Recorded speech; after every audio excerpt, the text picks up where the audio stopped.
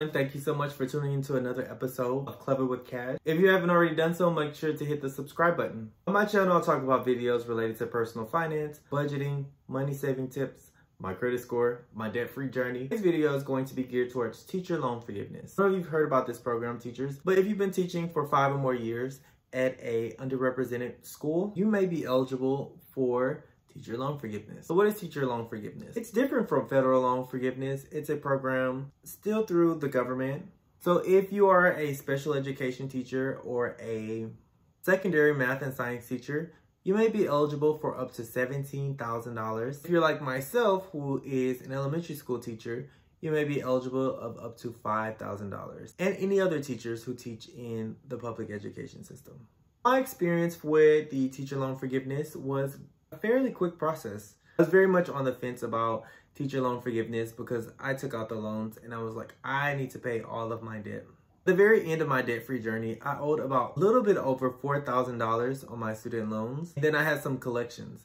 So I was like, you know what? I don't feel like paying this off. And I was like, in order to accelerate this process, I could just get my student loans paid off by applying for the teacher loan forgiveness program.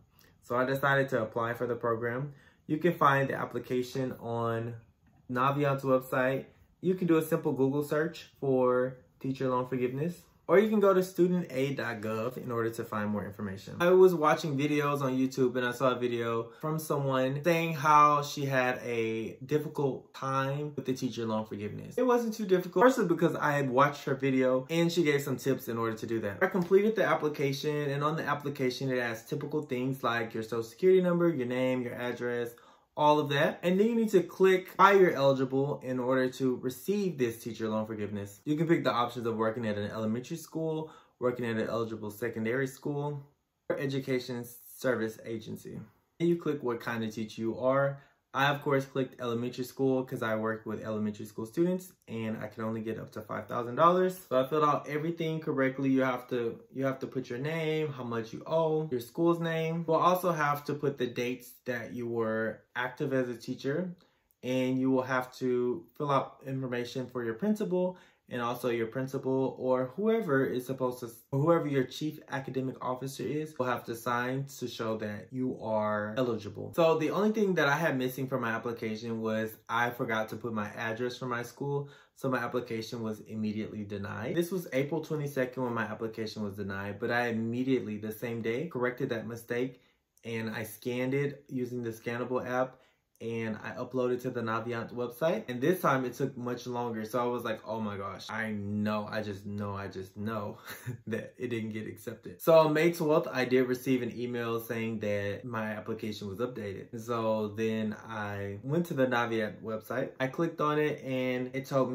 gave me a letter saying that my student loan is forgiven. So it says, Reginald, your teacher loan forgiveness application has been approved and your student loans are now paid. So the total eligible discharge was $4,328. So I could have got up to $5,000, but because I decided I wanted to keep paying towards my debt, even though I applied for teacher loan forgiveness, I didn't get the full $5,000. You can only get this one time. So I don't necessarily regret paying off my student loan debt. However, it would have been nice to have the full $5,000. It also would have been nice to have $17,500. I would not have had to pay off nearly as many student loans as I had to pay off. However, it did accelerate my debt snowball, and it was the last loan in my debt snowball. I had the goal to be done with being debt-free. First, my goal was December 2020, but then I bought a home, so I couldn't quite be debt-free because I was focusing on my home. And then my goal was August 2021, and I beat that goal by doing it in April. If you are a teacher and you work at a Title I school, I will definitely say, do this. Why not? This is different than the federal loan forgiveness. I know nothing about that program. I'm going to be honest. I don't know anyone that has done it, and I don't know anyone that has done it successfully. From what I've seen, that program is not really a good program. It's not a program that you want to put your hope in, but try it if you can.